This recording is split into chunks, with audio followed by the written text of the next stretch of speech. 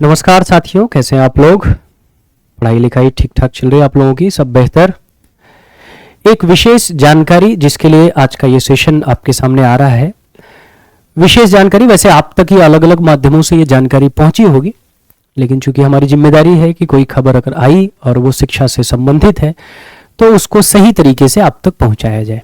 ठीक है, आपने न्यूज़पेपर वगैरह देख लिया होगा या अलग अलग माध्यमों से आप तक ये जानकारी पहुंची होगी कि 2026-27 में जो शैक्षणिक सत्र होगा उसमें बहुत सारे चेंजेस देखने को मिलेंगे। ठीक है, 26-27 का जो शैक्षणिक सत्र है उसमें बहुत सारे चेंजेस देखने को मिलेंगे, जिसमें आपका एक चेंज है 1 साल का बीएड। आपको पता है कि 1 साल का बीएड 2013-14 ना वो लास्ट था, बंद कर दिया गया। फिर 2 साल का बीएड अलाउ कर दिया गया था, 2 साल का बीएड हो गया था, लेकिन उसको फिर से अब शुरू करने जा रहा है। 1 साल का बीएड प्रोग्राम ला रहे हैं, ये तो अच्छी खबर है, लेकिन इसके लिए थोड़ा सा वेट करना पड़ेगा। ये 2025-26 के लिए नहीं है, 2026-27 के लिए है। ठीक है, 2026 और 27 का जो शैक्षणिक सत्र होगा उसमें बीएड 1 साल का होगा, लेकिन वो 1 साल का बीएड कर कौन पाएगा? अच्छा सवाल ये है कि वो 1 साल का बीएड कर कौन पाएगा। ठीक है, तो 1 साल का बीएड वो कर पाएगा जिसने वो इंटीग्रेटेड कोर्स कर रखा होगा ना, जो बीए और बीएड वाला था, वो 1 साल तो पहले से कर रहा है, 2023 से वो अप्लाई है, 2023 से वो चल रहा है। लेकिन अब शामिल किया गया अगर आप पोस्ट ग्रेजुएट हैं।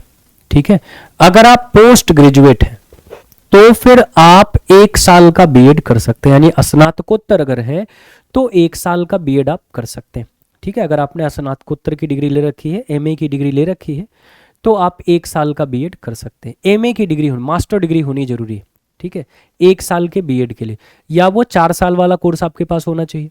ठीक है, तब आप ले सकते हैं 1 साल का बीएड, नहीं तो आपको स्नातकोत्तर मास्टर डिग्री आपके पास होनी चाहिए। इसके अलावा 2 साल का जो बीएड है वो 3 साल का जो ग्रेजुएशन कर रहा है, चाहे वो बीए हो, चाहे वो बीएससी हो, चाहे वो बीकॉम हो, उनके लिए जैसे पहले से चल रहा था वैसे चलता रहेगा, वो करते रहेंगे। ठीक है, एमएड की डिग्री जो है वो 4 साल का, जिन्होंने इंटीग्रेटेड बीएड या 2 साल के बीएड की पढ़ाई कर ली है, वो एमएड में अपना एडमिशन ले सकते हैं, एमएड कर सकते हैं। इसमें एक जानकारी और बहुत बेहतरीन है, वो जो 4 साल वाला है ना, 4 साल का जो इंटीग्रेटेड बीएड है, उसमें कुछ चीजें बढ़ रही हैं। जैसे उसमें कुछ चीजें बढ़ क्या रही हैं कि पहले ये 2023 में ये बैच शुरू हुआ था, बीए बीएड, बीएससी बीएड और बीकॉम बीएड ना, ये शुरू हुआ था। अब उसमें 2026-27 में जो अब नया शैक्षणिक सत्र आएगा, जब ये सारी चीजें अप्लाई होंगी, तो 4 चीजें और जुड़ जाएंगी, जैसे शारीरिक शिक्षा, कला शिक्षा, योग शिक्षा और संस्कृत शिक्षा।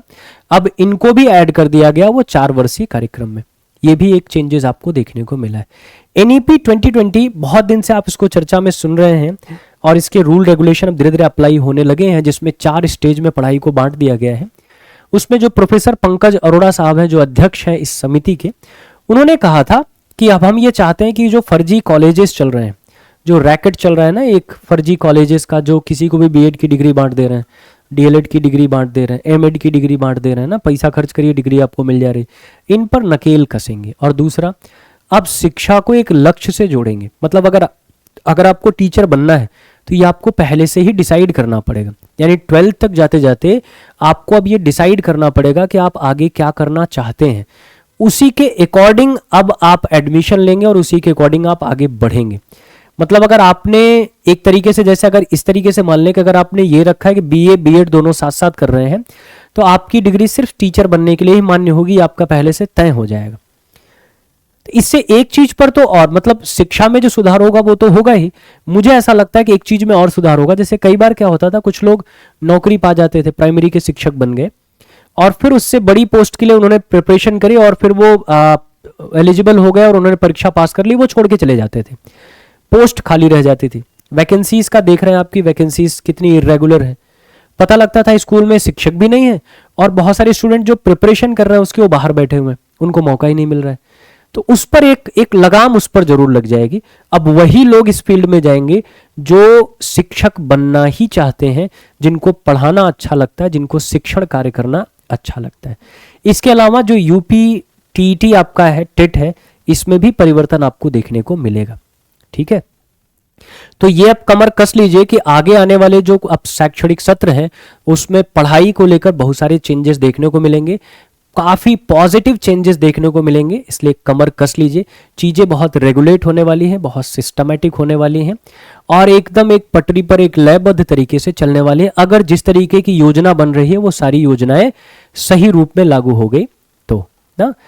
तो उम्मीद है कि ये जानकारी आपको पसंद आई होगी और ऐसे ही अच्छी जानकारी और ऑथेंटिक जानकारी के लिए जुड़े रहिए हमारे चैनल के साथ।